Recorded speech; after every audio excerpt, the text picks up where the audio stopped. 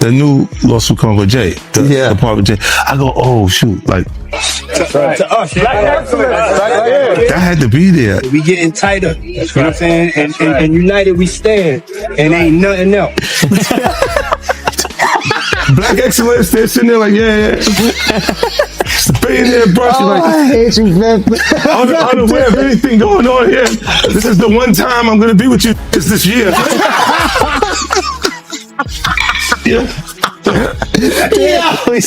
Come on, bro. I ain't never made a call to Diddy. I got Diddy's number. Just hit him up. Yo, Diddy, what up? Never happened. He told me to take me shopping. I looked at him like, what'd you just say? Woo. This is a tight one, and the winner is Eminem, the Eminem song. Wait, he didn't just spell the word rapper and leave out a P, did he? Yep. 50 Cent fired back at Jay-Z after he said this about him. No one's scared of 50 Cent. I'm about $1. What the f is 50 cents? Jay goes, and nobody's afraid of 50 Cent. His safe presentation, what the glasses represent? Intelligence, right? A nerd, maybe? Why would you have to make that clear when no one's ever asked me if I'm afraid of Jay-Z? His largest selling record sold 430-something thousand copies. My largest selling records, plural, 2 of them, sold 5 million. In a word or a sentence, Jay-Z. Good business. What you could just sold like 4 mil? He got something to live for. Don't want to put and fold through that Bentley coupe dope. A word or a sentence. Eminem. The best. Lloyd Banks. Cool. Tony Yayo. That's my boy. Loyalty. 50 Cent, the rapper. Still got it, man. 50 Cent, the television producer. Just get going. Future. Oh, talent. Nas. The best. Jay-Z. Good business. They done took down Puff. They done took down all these other powerful black people. Jay-Z's like the lone standing powerful you black do the man. track wrestling on them. Jay is them people. But I know they went up to the feds one day and they took some paperwork up there to him. Let's be very clear. This is the email that DJ Vlad sent me, his producer sent me, asking me to appear on his podcast on YouTube just after the Cassie video was released on my birthday. But like with Jay, he's mad quiet. Like while the Puffy thing was going on. But it's obvious now that his team was being made aware that he was in those allegations also. You know, so I hope it works out, because with his family, the things that go on internally is that those accusations are crazy. Man, that was 50 Cent. No one's scared of 50 Cent. I want everyone to be clear. No one's scared of 50 Cent. I think it was kind of taken out of context a little bit, but what do you think about it? I don't think it was taken out of context. No, I think the guy who was talking to him made him feel like a punk. You see what I'm saying? So he had to say, yo, nobody's scared of 50. Let's get this clear. Nobody is scared of 50. You know, but I'm not the issue. Him making you feel like a punk is the issue. And at the end of the day, I look at it and people don't assess themselves. Even really intelligent people. Jay is a smart guy. You know what I'm saying? He'll analyze other people and other things that they're doing and not actually look at what's happening to him and his transition and difference.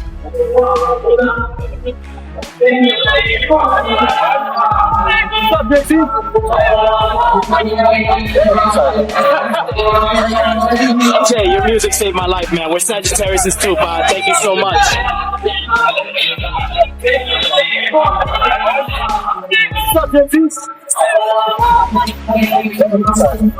Diddy and Jay-Z were considered untouchable giants by the world for a long time. Hip-hop is dominated by two forces that are connected by influence, strategy, and success. However, indications from 50 Cent suggest that their partnership could have snapped when devotion was subordinated to self-preservation. Music isn't the main topic of this narrative. It concerns leverage, power, and the consequences of losing control. The industry's response to the growing pressure on Diddy was oddly silent. No loud support, no public defenses, just measured quiet. Close observers claim that the stillness covered up behind-the-scenes activities where survival was the top priority and allegiances changed quickly. In this narrative, Jay-Z finds himself at a crucial juncture, with persistent rumors indicating that he maintained his distance, amassed power, and fortified his position as the storm drew near. They done took down Puff. They done took down all these other powerful black people. Jay-Z's like the lone standing powerful black man. You do the track wrestling on them. Jay is them people. If you do the history of most of the people that got in trouble, in the industry, big trouble, who they went to for help? That's true. When Lil Wayne was in trouble, who did he go to? When Meek Mills was in trouble, who did he go to? Meek Mills said it himself.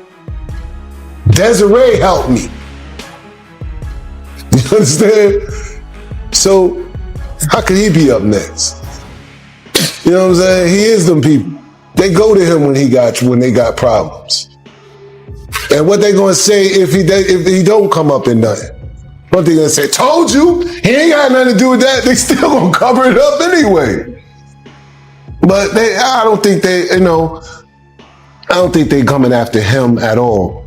I don't think they got, like I said, I think he is them.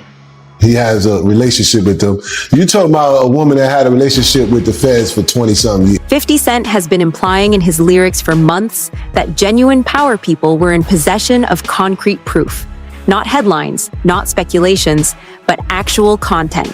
Then all of a sudden, when everyone else failed, he accumulated enough to support a whole Netflix project. That prompted a pointed query right away. From whence did it all originate? According to industry sources, Jay-Z realized early on how dangerous that substance might be and how explosive it could be. He is said to have carefully stepped aside, putting separation, reputation management, and strategic posture ahead of exposing himself to the repercussions. In this story, loyalty was not the key to survival. It all came down to planning ahead, exercising self-control, and making the right decisions to keep him upright when the pressure peaked. Working for them. You got an agent, your agent that's in charge of you. You think she don't have no relationships with over the years with all these agents that became retired and connected and this and that and the third till they just know she got power. That's power over there. You know what I'm saying? Who you wanting one on your side? You got them on your side? You know what I'm saying? If something happened with him, it's going to be about a money situation. It ain't going to be nothing that's going to hurt. You get what I'm saying? So I don't know. I don't see them going after him. You know what I'm saying? But everything Jaguar be saying do flourish. So, the legal aspect, where certain trends started to show themselves as more victims came forward and the situation worsened, was what attracted the most interest. Alex Spiro, Jay-Z's personal lawyer, was often seen managing issues directly related to Diddy's developing lawsuit. There was conjecture about planning, strategy, and behind-the-scenes cooperation as a result of that constant presence. It seemed to many onlookers that this was not your average legal counsel. As the pressure increased, it was crucial to predict results, control exposure, and make sure every action was well thought out. Sean Carter is just as bad as the diddler. And I know that for a fact. The scars to prove it. You want to know what a box cutter feels like going into your skin and ripping you? I can tell you how it feels.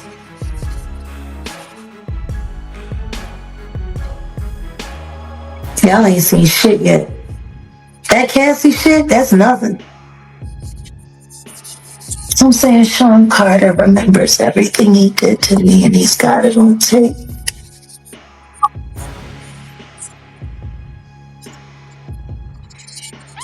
Just like Diddy.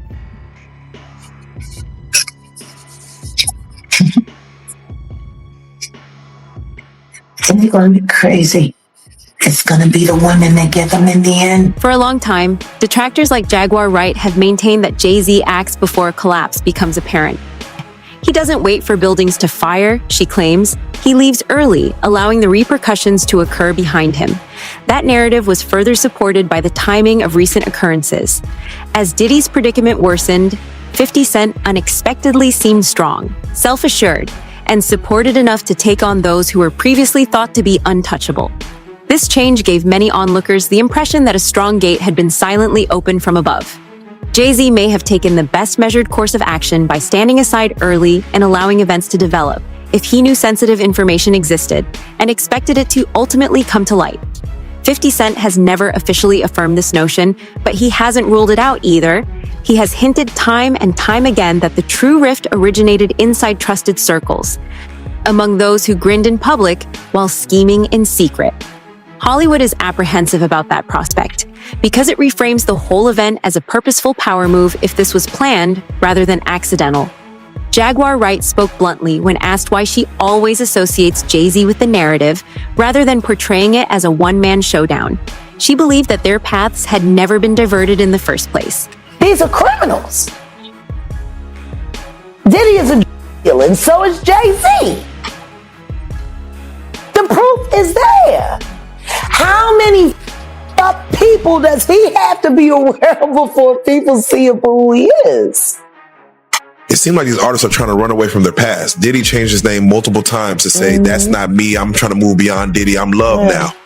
It seems like Jay-Z would try to run away from his past. Calling that love and anything that he did love. Brother love. What kind of love? Baby oil love. Baby love. Baby love. Explicit love. Hey! They never thought that hip hop would take it this far. Oh man, it's different now. These lyrics are all hitting different right now. All that people talking about fathers. She believes that concentrating on one without considering the other is missing the whole picture. She thinks that their paths have always been closely connected. They ascended together, grew in power together, and would all be affected if things went wrong.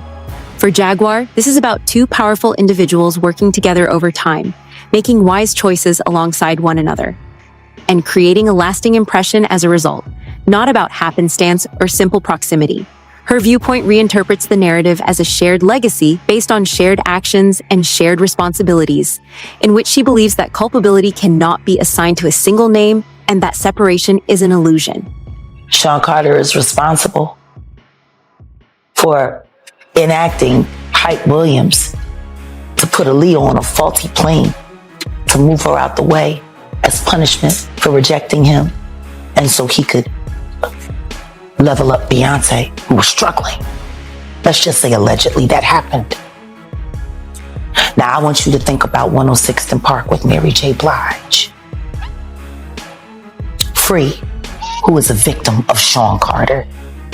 Yeah. Mary J. Blige, who is a victim of Sean Combs, are sitting there talking about the death of Aaliyah amongst each other. Think about that. You got a Diddy victim, you got a Jay-Z victim, and you got a superstar gone. They know what happened. And yet, they had to sit there and have that conversation like they didn't know who did it. Think of the power of that moment. Think about Claudia Jordan right now. Claudia Jordan don't ever mention my mother name. She mentioned it yesterday. Talking about why people are afraid to come forward. You mean like you? You was Diddy girl. Corey was Jay-Z girl. Why don't you claim your friend? Claudia. So Jack, when you say... When I say Corey, I'm talking about Kathy White. Oh yeah, that's what I was about to ask. Jay-Z's pregnant mistress, who died of an imaginary aneurysm, just like the woman who was best friends with Kim and Kimura, who wrote the book Bling and died as soon as it made the bestsellers. Another remarkable element caught the attention of onlookers. Despite their rapidly declining fan bases, Jay-Z and Beyonce chose not to address the issue. There was stillness as if nothing had changed. No declaration, no explanation, no resistance. Because it didn't convey calm assurance to certain critics.